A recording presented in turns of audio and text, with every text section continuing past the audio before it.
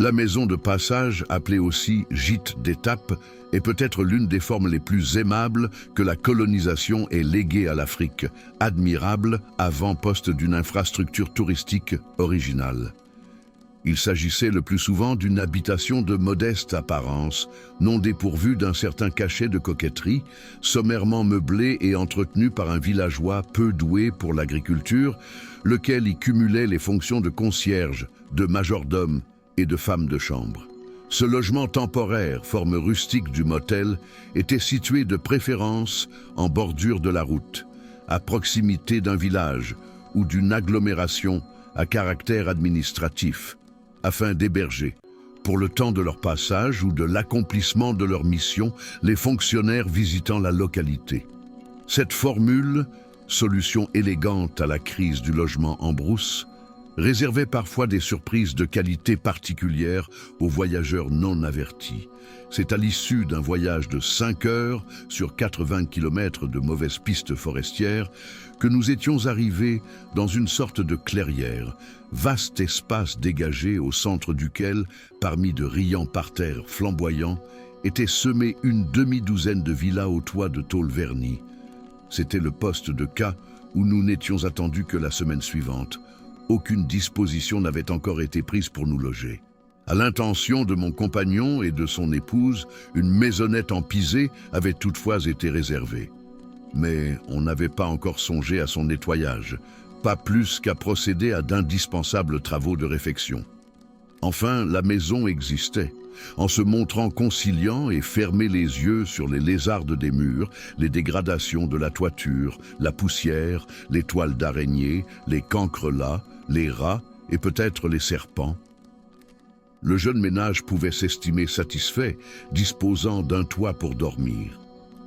Pour moi, la situation s'annonçait plus inquiétante. Pas une hutte, pas une soupente, rien.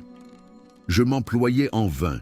Semblait-il à faire comprendre aux autorités locales que je ne pouvais décemment passer la nuit à la Belle Étoile et que le frêle rempart de mes 4 valises ne constituait pas une protection suffisante pour me mettre à l'abri des intempéries, pas plus de la faune et des insectes parasites de la forêt.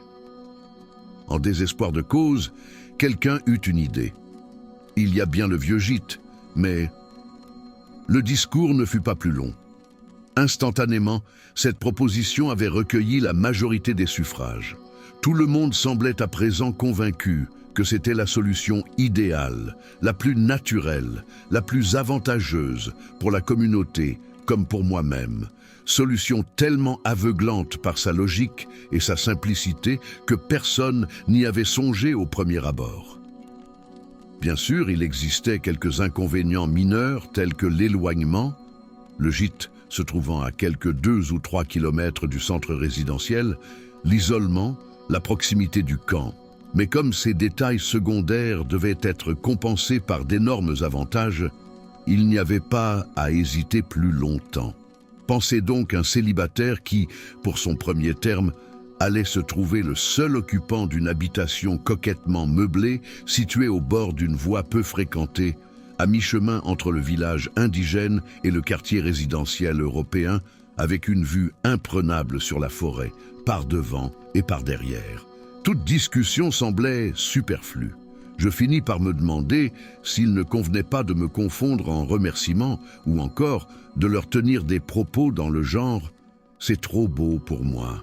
Non, vraiment, je ne puis accepter ce sacrifice de votre part. Si vous disposez de quelque chose de plus modeste, ça ferait aussi bien l'affaire. On ne me donna malheureusement pas l'occasion d'exprimer mon sentiment. Je me retrouvais, en moins de temps qu'il ne faut pour le dire, dans un camion qui, par hasard, devait justement passer à proximité de ma future résidence.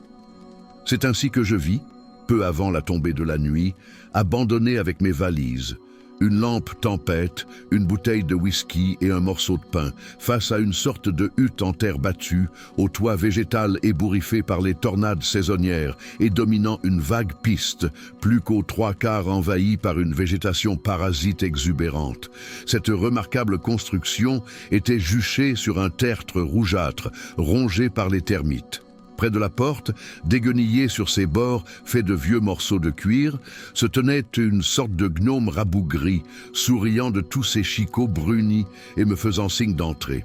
Afin de concrétiser son geste d'invite, le vieux noir ouvrit alors la porte et un feu d'artifice de chèvres affolées me fonça dans les jambes. En un instant, le troupeau véloce et criard disparut, absorbé par la nuit tombante. Je restais là, planté au milieu de mes valises culbutées et les crottins malodorants, ahuris et indécis. Le gardien du palace vint heureusement à la rescousse et d'autorité, avec maintes courbettes et discours strictement incompréhensibles, me fit franchir le seuil de mon home. L'impression première ne fut pas très encourageante. Il ne faisait pas très propre. Les pièces étaient assez étriquées et peu éclairées. Mon royaume se composait d'un salon living avec 3 chaises boiteuses, une table massive aux planches grossièrement écaillées, un buffet rongé par les vers et un garde-manger à la toile métallique et rouillée et trouée. La pièce de droite servait apparemment de chambre à coucher, puisqu'on y distinguait une sorte de chaise longue en osier tressé, surmontée d'une moustiquaire pisseuse, déchirée en 1000 endroits. Par-dessus tout cela, flottant comme une encens prometteur de folles ivresses, l'odeur âcre et forte du bouc qui avait marqué sa présence en ces lieux. À l'arrière du bâtiment, une terrasse comme un mouchoir de poche surmontait une petite dépendance, comparable à une grande niche qui devait servir de cuisine et de logement aux vilains petits singes qui s'activaient à traîner ces modestes biens à l'intérieur de la maison. Je n'eus pas à m'apitoyer longtemps sur mon sort, car l'obscurité était là. Le boy, homme à tout faire, s'empressa d'allumer la lampe tempête qui, dispensant sa lueur jaunâtre sur les cloisons branlantes et le plafond éventré, contribua à donner un respect plus lugubre encore. Mais avec cette belle indifférence de la jeunesse qui ignore les tristes contingences matérielles, je pris rapidement mon parti de la situation et me mis à attaquer gaiement mon morceau de pain et de mettre à mal la bouteille de whisky. Ce n'est qu'un peu plus tard que me surprit, confortablement prévenu contre les émotions, l'orage qui rampait sournoisement derrière la forêt depuis mon arrivée à Caplus. Cela commence par une rafale de vent imprévue qui traversa le gîte de part en part, faisant claquer les portes et voltiger les tentures poussiéreuses. La lampe tempête en prit un bon coup et j'empoignai ma lampe torche afin d'être prêt en cas de défaillance définitive de la source de lumière principale. La pluie entama alors, en pointillé de plus en décisif, son travail de démolition, recherchant avec insistance les points faibles de la toiture déjà fort malmenée par les coups de vent. Les éclairs et la foudre succédèrent aux bourrasques, et je fus bien près de défaillir quand le feu du ciel foudroya un des arbres géants qui ceinturaient mon minuscule logis. Cela dura des heures, des siècles. Peu à peu, le courroux céleste s'apaisa cependant, mais la pluie n'en continua pas moins à tisser sa chanson lancinante, coupée de brèves rafales. Insensiblement, l'alcool faisait son effet sur mon organisme épuisé par une longue route et des émotions diverses. J'éprouvais subitement le besoin de restituer à la nature ce que le labeur des hommes avait proposé à ma voracité instinctive. L'embarras, c'était de savoir où devait se passer l'opération. Pas le moindre réduit adéquat en vue, pas l'ombre d'un engin ad hoc. Vu l'urgence, j'étalai un journal sur le sol. Je me sentis encore plus embarrassé quelques minutes plus tard, avec ma boule de papier à la main, ne sachant ce que j'en devais faire. Mais aux grands mots, les grands remèdes, j'entr'ouvris précautionneusement la porte balançait le colis dans la nuit. Ragaillardi de cet exploit, je réintégrai alors ma chambre à coucher Louis XIII pour mettre un terme aux incidents de la journée. Hélas, je ne savais pas encore à ce moment jusqu'où peut aller le sens de l'hospitalité africaine. Sur ma couche en rotin était à demi allongée une personne de sexe indiscutablement féminin, empaquetée dans un pagne défraîchi.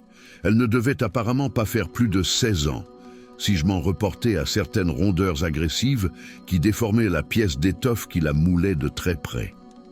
Était-ce l'effet du whisky ou l'euphorie de cette première nuit en forêt équatoriale?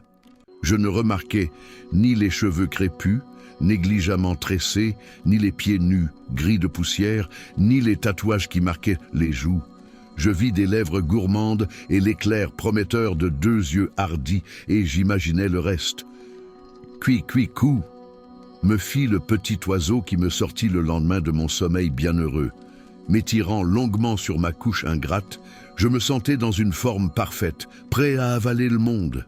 En me faisant la barbe, dans une vieille boîte à conserve, devant un morceau de miroir, je riais tout seul, en pensant à ceux du poste résidentiel qui croyaient m'avoir fait une bonne blague en m'exilant dans ce gîte dont personne ne voulait. En une nuit, l'Afrique m'avait été révélée, et ce qu'elle m'avait montré me plaisait infiniment.